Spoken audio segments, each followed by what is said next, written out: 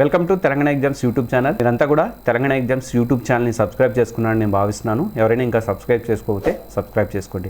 మనకి కరెంట్ అఫైర్స్లో కొన్ని అంశాలకు సంబంధించినటువంటి బ్రీఫింగ్స్ ఐటమ్స్ ఇవ్వడానికి అని చెప్పేసి మీకు రేపొద్దున ఎగ్జామ్స్లో ఉపయోగపడే విధంగా కొన్ని ఫిగర్స్తో వాటితో నేను విశ్లేషణ అనేది చేస్తాను.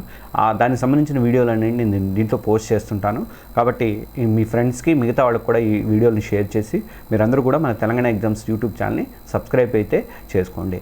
ఈ వీడియోని లైక్ చేయడం మాత్రం మర్చిపోకండి. మీరు ఎక్కువ మంది లైక్ చేస్తే ఏమవుతుందంటే ఈ వీడియోని యూట్యూబ్ వాళ్ళు సిఫార్సు చేయడానికి అవకాశం అయితే ఉంటుంది. కాబట్టి ఇవాళ ఈ ఒక వీడియో పిఓకేకి సంబంధించినటువంటి ఒక వీడియోని ఇవ్వబోతున్నాను.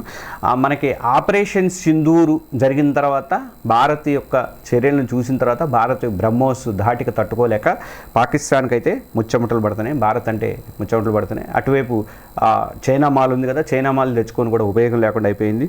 కాబట్టి ఇప్పుడు ఆ దేశ ప్రధాని అయినటువంటి షహబాజ్ షరీఫ్ పదే చర్చలు జరుపుదాం అని చెప్పేసి ఇప్పుడు బాగా ఎత్తుతున్నాడు. అయితే మన వాళ్ళు మాత్రం పిఓకే మాకు అప్పచెప్పాలి, పిఓకేకి సంబంధించి మాట్లాడుకోవాలి మనము. అలాగే మీ దగ్గర ఉగ్రవాదులకి స్థావరంలో ఏమీ లేకుండా చేయాలని చెప్పేసి మన వాళ్ళు డిమాండ్ చేస్తున్నారు. కానీ ఈ మధ్యకాలంలో ఒక దాదాపు 10 రోజుల వ్యవధిలో చూసుకుంటే 3-4 సార్లు దాకా ఈ పిఓకే ప్రస్తావన అయితే మన వాళ్ళు తీసుకొస్తున్నారు. ముఖ్యంగా ప్రధానమంత్రి నరేంద్ర మోడీ కానీ, రాజ్నాథ్ సింగ్ కానీ, అమిత్ షా కానీ ఇట్లాంటి వాళ్ళు అయితే తీసుకొస్తున్నారు. ఈ రాజ్నాథ్ సింగ్ మన గురువారం కూడా మాట్లాడాడు, నిన్న కూడా మాట్లాడారు. అయితే పిఓకేని పదే ప్రస్తావించడం అనేది ఒక వ్యూహాత్మక భాగంగా మనకి కనిపిస్తుంది. ఎందుకంటే అసలు ఆపరేషన్ సింధూర్ జరుగుతున్నప్పుడే పనిలో పనిగా పిఓకే కూడా స్వాధీనం చేసుకుంటారు, మన మూమెంట్ బాగుంది మనకి అని చెప్పేసి చాలామంది ఆశించారు.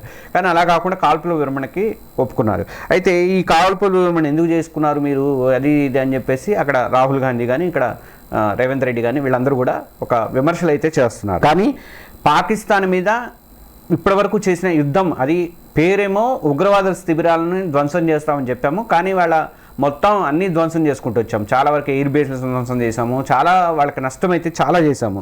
ఇలాంటి పరిస్థితులలో మనము అప్పటికే వాళ్ళకి ఆ ఆపరేషన్ సింధూర్ అప్పుడే వాళ్ళకి టర్కీ సపోర్ట్ ఇచ్చింది, అజర్బైజాన్ సపోర్ట్ ఇచ్చింది. ఒకవేళ మనం పూర్తి స్థాయిలో యుద్ధానికి కనుక వెళ్ళి పిఓకే స్వాధీనం చేసుకునే పరిస్థితికి వస్తే మాత్రం చైనా కంపల్సరీగా జోక్యం చేసుకుంటుంది. అటువైపు ఇస్లాం కంట్రీస్ కూడా కొంతవరకు సపోర్ట్ చేసే అవకాశాలు ఉంటాయి. అది పెద్ద యుద్ధంగా మారిపోయే అవకాశాలు ఉంటాయి. ఎందుకంటే ఇప్పుడు మనం చాలా చూస్తాం, రష్యా ఉక్రెయిన్ మధ్య కానీ, ఇటు హమాస్ వాళ్ళు, తర్వాత ఈ ఇజ్రాయెల్ మధ్య కానీ ఇలాంటి యుద్ధాలన్నీ కూడా ఏళ్ల తరబడి నడుస్తున్నాయి. ఇప్పటివరకు కూడా ఈ ఫుల్ స్టాప్ పడలేదు. లక్షల మంది, వేల మంది సైనికులు అనేది చనిపోతున్నారు. ఇవన్నీ కాకుండా పిఓకే మీద యుద్ధం చేసి పిఓకేని స్వాధీనం చేసుకునే దానికంటే గతి లేదు, భారత్తో కాంప్రమైజ్ అయిపోయి పిఓకేని వాళ్ళకి అప్పజెప్పాలి అన్న స్థితికి పాకిస్తాన్ని తీసుకురావాలన్నది మన కేంద్ర ప్రభుత్వం యొక్క లక్ష్యంగా కనిపిస్తుంది. అంటే అక్కడ ఒకటి నెంబర్ 1 అది. ఇంకోటి ఏంటంటే పిఓకే ప్రజలు తిరగబడాలి అక్కడ. ఎందుకంటే యువతల కాశ్మీర్లో మంచి అభివృద్ధి జరుగుతుంది, లక్షల కోట్ల రూపాయల అభివృద్ధి జరుగుతుంది, టూరిజం ఇదవుతుంది. పహల్గామ్తో కొంచెం ఇబ్బంది అయినా కానీ పహల్గామ్ దాడి తర్వాత ఎక్కడ ఆగదండి, కంపల్సరిగా డెవలప్మెంట్ అయితే ఉంటుంది. ఆ డెవలప్మెంట్ను చూసి వాళ్ళు కూడా అయ్యో మాది కూడా డెవలప్మెంట్ అయ్యేదే మేము భారత్లో ఉన్నట్టయితే అని చెప్పేసి వాళ్ళు కూడా భావించి వాళ్ళు తిరగబడే రోజు వచ్చి అక్కడ ఉన్నటువంటి సైన్యాన్ని కానీ, అక్కడ ఉన్నటువంటి ప్రభుత్వాన్ని కానీ వాళ్ళు కూలదోసి సైన్యాన్ని కూడా ఇచ్చేసి అక్కడ ఉన్నటువంటి ఉగ్రవాద స్థావరాలను కూడా వాళ్ళంతటా వాళ్ళే ప్రజలే ధ్వంసం చేసే పరిస్థితులను అయితే తీసుకురావాల్సిన అవసరం ఉంది. ఎందుకంటే గతంలో కూడా మనం బంగ్లాదేశ్లో చూసాం.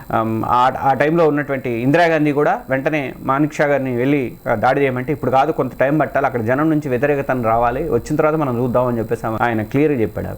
అప్పుడు ఆగిన తర్వాత ఒక 15 రోజులు 20 రోజులు ఆగటం వల్ల ఏమైందంటే ప్రజల్లో అక్కడ రివల్యూషన్ బాగా వచ్చింది. రివోల్ట్ రావడం వల్ల మనకు సహకారం అనేది అందింది. కాబట్టి మనం పాకిస్తాన్ అక్కడ నుంచి వెళ్ళగొట్టగలిగాం. సరే, బంగ్లాదేశ్ తిన్నింటి వాసాలు లెక్క పెట్టింది అనుకోండి, ఇప్పుడు మనకే తిరుగుతోంది. అయితే ఇప్పుడు అలాంటి పరిస్థితి కూడా పిఓకేలో కూడా అలాంటి పరిస్థితి రావాలి, వస్తేనే మనము దీనికి పరిష్కారం అనేది కనుక్కోవడానికి అవకాశం అనేది ఉంటుంది. ఇప్పుడు ప్రస్తుతం పిఓకే 3 ముక్కలు ఉంది చెప్పుకోవాలంటే. పాకిస్తాన్ ఆక్రమించినటువంటి కాశ్మీరు 3 ముక్కలు అయింది. చైనాకు అక్రమంగా అప్పగించినటువంటి తన తాత మురళి అయినట్టుగా అక్సాయ్ చిన్ ప్రాంతాన్ని అప్పగించింది. రెండోది వచ్చేసరికి గిల్గిట్ బాల్టిస్తాన్ ఉంది. తర్వాత మూడోది వచ్చేసరికి పిఓకే ఉంది. పాకిస్తాన్లో 5180 చదరపు కిలోమీటర్ల ప్రాంతాన్ని చైనాకి ఇచ్చేసింది. తర్వాత రెండో భాగమైనటువంటి గిల్గిట్లో 14 జిల్లాలు ఉన్నాయి. తర్వాత మిగిలిన భాగం పిఓకేలో 10 జిల్లాలు ఉన్నాయి. నిజంగా మాట్లాడాలంటే పాకిస్తాన్ ఆక్యుపైడ్ కాశ్మీర్లోకి వెళ్ళడానికి కారణం రాజు హరిసింగ్ చేసినటువంటి నిర్ణయమే కొంప ముంచింది అనుకోవాలి. స్వతంత్రం వచ్చిన టైంలో మనకి జమ్మూ కాశ్మీర్ రాజుగా ఉన్నటువంటి హరిసింగ్ తాము భారత్తో ఉండము, పాకిస్తాన్తో ఉంటాం, మేము వేరుగా ఉంటామని చెప్పుకున్నాడు. అలా చెప్పకపోతే కాశ్మీర్లో ఆ భాగాన్ని ఆక్రమించే పరిస్థితి అనేది ఉండేది కాదు. మనకి 1947 ఆగస్టు 12న ఈ భారత్లోను పాకిస్తాన్లో కడవకూడదు అని చెప్పేసి ఆయన బ్రిటిష్ వాళ్ళకి తేల్చి చెప్పిన తర్వాత రాజు జమ్మూ కాశ్మీర్ స్వతంత్రంగా ఉంచాడు. కానీ కొన్ని రోజుల తర్వాతే పాకిస్తాను సైన్యం కాశ్మీర్లోకి చచ్చుకుపోయింది. 1947లో అక్టోబర్ 22న పాకిస్తాన్ గిరిజనులు, సైన్యము వాళ్ళందరూ కూడా ట్రక్కుల్లోకి వచ్చి కాశ్మీర్లోకి ప్రవేశం అనేది చేశారు. అక్టోబర్ 23న జమ్మూ కాశ్మీర్లో కొన్ని ప్రాంతాలను కూడా అప్పటికే ఆక్రమించేశారు. తర్వాత చేతులు గాలాక ఆకులు పట్టుకున్నట్టుగా అప్పుడు 1947 అక్టోబర్ 24న మహారాజా అయినటువంటి హరిసింగ్ భారత సైనికుల సహాయం కోరాడు. అదే సమయంలో గిరిజనులు దాదాపు శ్రీనగర్ దాకా దూసుకురావడం అనేది ప్రారంభించారు. 1947లో అక్టోబర్ 25న భారత ప్రభుత్వము హరిసింగ్తో భారత విలీనంపై ఒక ప్రకటన అనేది చేయించింది, సంతకం చేయించింది. కానీ అప్పటికే పాకిస్తాన్ సైన్యం గిరిజనుల సహాయంతో కలిసి కాశ్మీర్లోకి చొరబడి కొంత ప్రాంతాన్ని ఆక్రమించేసింది. 1947 అక్టోబర్ 26న హరిసింగ్ శ్రీనగర్ నుంచి జమ్మూకి వచ్చి భారత్లో కాశ్మీర్ విలీనం మీద ఒక ప్రకటన అనేది అప్పటికి చేశాడనమాట. అయితే ఇదంతా అప్పటికే జరగాల్సిన నష్టం అంతా జరిగిపోయింది. అప్పటికి మన సైన్యం చేసినప్పుడే శ్రీనగర్ ఆక్రమించకుండా అయితే కాపాడాము, కొంత దూరం అయితే వెళ్ళగొట్టగలిగాము, కానీ పూర్తిగా మాత్రం స్వాధీనం చేసుకోలేకపోయాము. అయితే ఇది జరుగుతున్న తర్వాత 1948లో ఏం జరిగిందంటే జనవరి 1న భారత కాశ్మీర్ సమస్యను ఈ ఐక్యరాజ్య సమితికి దృష్టికి తీసుకొచ్చింది, భద్రతా మండలిలో లేవనెత్తింది భారతదేశం. ఇది నెహ్రూ చేసినటువంటి పెద్ద తప్పుగా చెప్తారు. ఆ టైంలో నెహ్రూ గారు చేసినటువంటి పెద్ద తప్పుగా చెప్తారు. ఇది చరిత్రకారులందరూ కూడా కాంగ్రెస్ ప్రభుత్వం చాలా పెద్ద పొరపాటు చేసిందని చెప్పేసి చెప్తుంటారు. 1949 జనవరి 1న యుద్ధ విరమణ అనేది జరిగింది. సరే, ఇదంతా పాత విషయాలు. ఇప్పుడు మనం ఏంటి పిఓకేని ఎలా చేయాలి, పిఓకే వల్ల మనకు ఉపయోగం ఏంటంటే, పిఓకే వల్ల మనకి ఉపయోగం ఏంటంటే మెయిన్గా టూరిజం అనేది అభివృద్ధి చెందుతుంది. అక్కడ ఇప్పుడు ప్రస్తుతం అయితే ఆపరేషన్ సింధూర్లో భాగంగా మన సైన్యం అక్కడ లష్కర్ తోయిబా కానీ, జైషే మహమ్మద్ కానీ ఇతర ఉగ్రవాద శిబిరాలను అయితే ధ్వంసం చేసింది. కానీ అవి మళ్ళీ పుంజుకునే అవకాశాలు ఉంది. రేపు పిఓకే కనుక మన స్వాధీనం అయితే ఆ స్థావరాలకు అవకాశం అనేది ఉండదు. అలాగే ముజఫరాబాదు, నీలం లోయ, మీర్పూరు, కోట్లీ ఇలాంటి చోట్ల అందమైనటువంటి ప్రాంతాలు, కాశ్మీర్లో ఉన్నటువంటి అందమైన ప్రాంతాలు ఇక్కడ ఉన్నాయి. ఇప్పుడు ప్రస్తుతం మనకి శ్రీనగర్ కానీ, సోన్మార్గ్ కానీ, తర్వాత గుల్మార్గ్ కానీ ఇలాంటివన్నీ కూడా టూరిజం అభివృద్ధి అవుతున్నాయి. వాళ్ళు కూడా అలాంటి అభివృద్ధి చెందితే మాకు బాగుంటుందని చెప్పేసి వాళ్ళు కూడా ఉంటున్నారు. అంటే పిఓకే భారత్లో విలీనం అయిపోతే ఉగ్రవాద సమస్య తీరిపోతుంది. తర్వాత అటు పాకిస్తాన్, చైనా మధ్య ఒక సంబంధాలు కూడా కట్ అయిపోయే అవకాశం ఉంది. ఇప్పుడు పాకిస్తాన్కి, చైనాకి మధ్య సంబంధాలకి ఈ పిఓకేనే అడ్డాగా ఉందన్నమాట. ఆ రాకపోకలన్నీ కూడా తగ్గిపోయే అవకాశం ఉంది. దాని క్యారిడార్ చేపట్టింది కదా, అది కూడా మొత్తం మూతపడే అవకాశం ఉంది. భారత ఆఫ్ఘనిస్తాన్ బోర్డర్లు కలిసే అవకాశం ఉంది. ఆఫ్ఘనిస్తాన్తో మనకి సంబంధాలు ఏర్పడే అవకాశం ఉంది. ఎందుకంటే ఆఫ్ఘనిస్తాన్లో ఉన్నటువంటి తాలిబాన్లకి, పాకిస్తాన్లో ఉన్నటువంటి వాళ్ళకి యుద్ధం జరుగుతుంది కాబట్టి ఇది మనకి ప్లస్ అయ్యే ఛాన్స్ అయితే ఉన్నాయి.